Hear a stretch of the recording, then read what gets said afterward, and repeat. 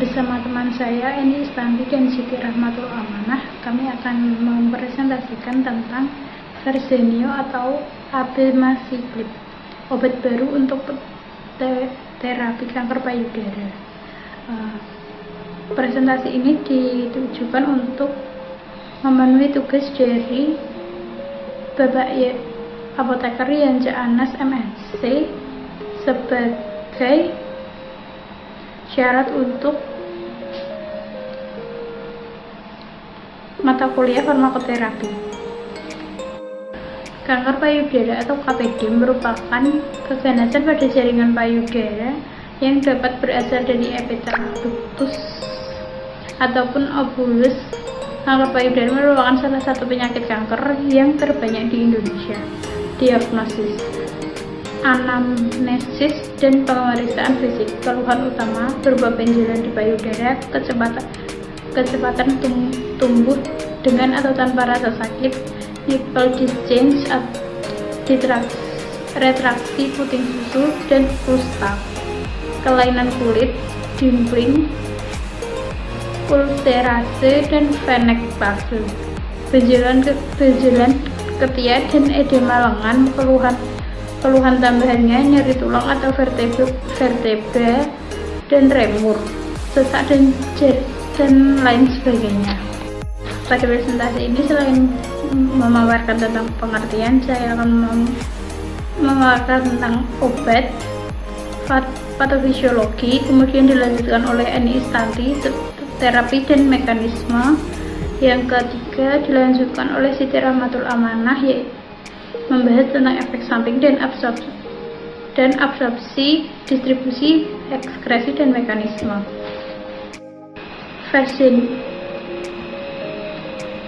Verzenio pada tahun 2017 FDA menyetujui Verzenio sebagai obat baru untuk kanker payudara. Verzenio adalah jenis terapi bertarget yang disebut inhibitor cyclin dependent kinase atau CDK dibanding palbociclib dan ribociclib. Verzenio menunjukkan selektivitas yang lebih besar untuk CDK4.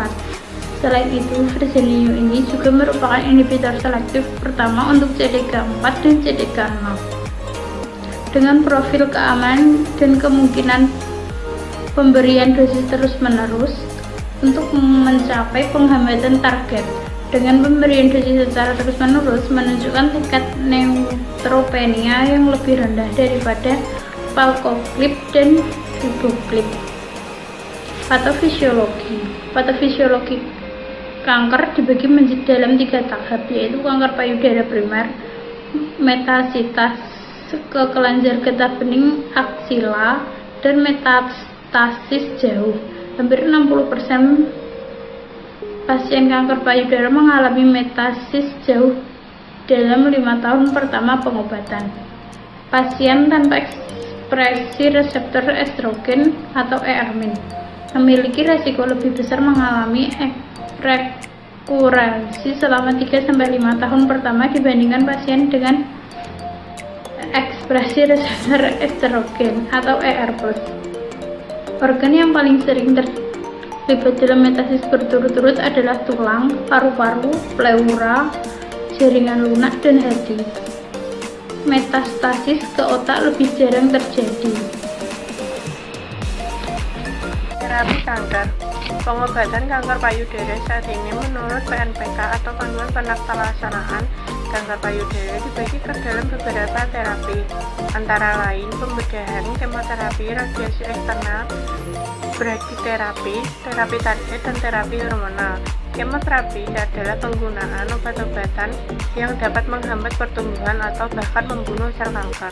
Kemoterapi dapat diberikan dalam bentuk obat tunggal maupun beberapa kombinasi obat kemoterapi. Kanker. Terapi hormonal dapat diberikan pada kasus-kasus dengan hormonal positif. Terapi ini bisa diberikan pada stadium 1 hingga stadium 4. Terapi hormonal memberikan efek yang lebih baik dibandingkan dengan kemoterapi pada kasus kanker dan luminal A. atau ER plus PR plus HER2.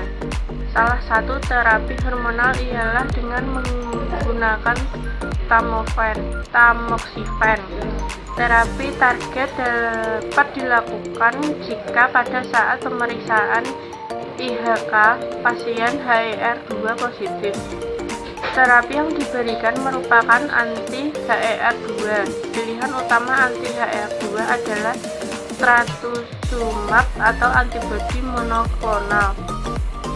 Penggunaannya lebih diutamakan pada kasus-kasus stadium dini dan pada pasien yang mempunyai prognosis baik, namun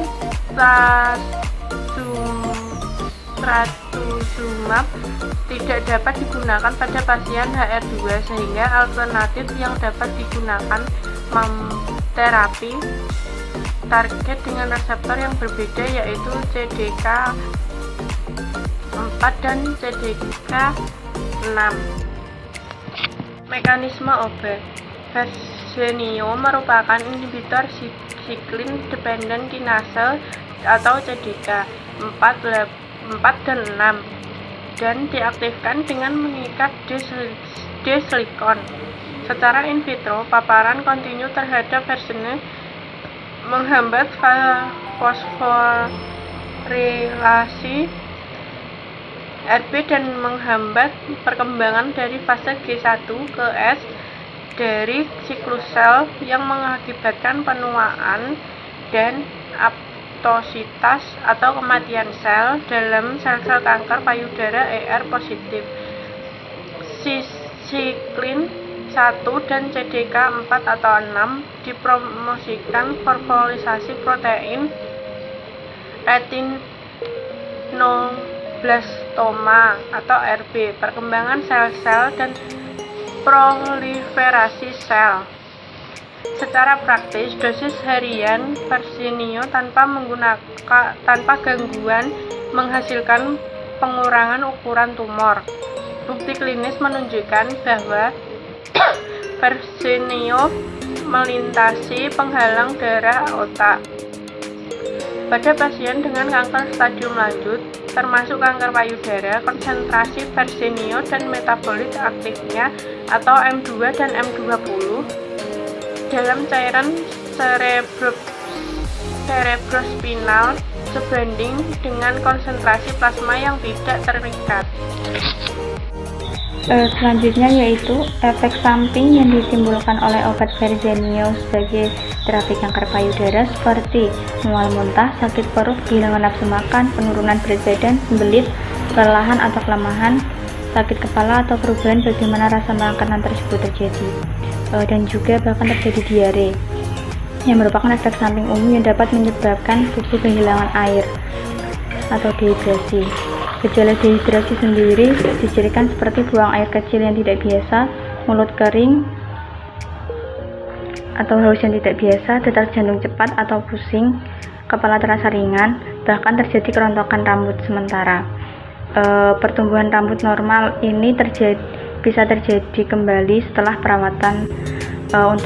Untuk absorpsi, distribusi, metabolisme, dan ekskresi Verzenio, bioavailabilitas 45% dalam dosis tunggal 200 mg, puncak waktu plasma 8 jam, dosis tunggal 200 mg, peningkatan AUC Verzenio dan metabolit 9%, dan konsentrasi plasma puncak yaitu 26%, dengan makanan tinggi lemak, tinggi kalori, dan protein terikat 96,3%.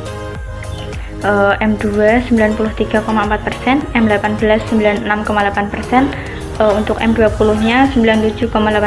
Verzenio ini dimetabolisme secara hepatik oleh CZP3A4 ke beberapa metabolit, yaitu ke beberapa metabolit M2, M20, M18, dan M1. Metabolit oksidatif M1, M2, M18, dan M20 adalah merupakan ekuipoten untuk Verzenio dan AUC.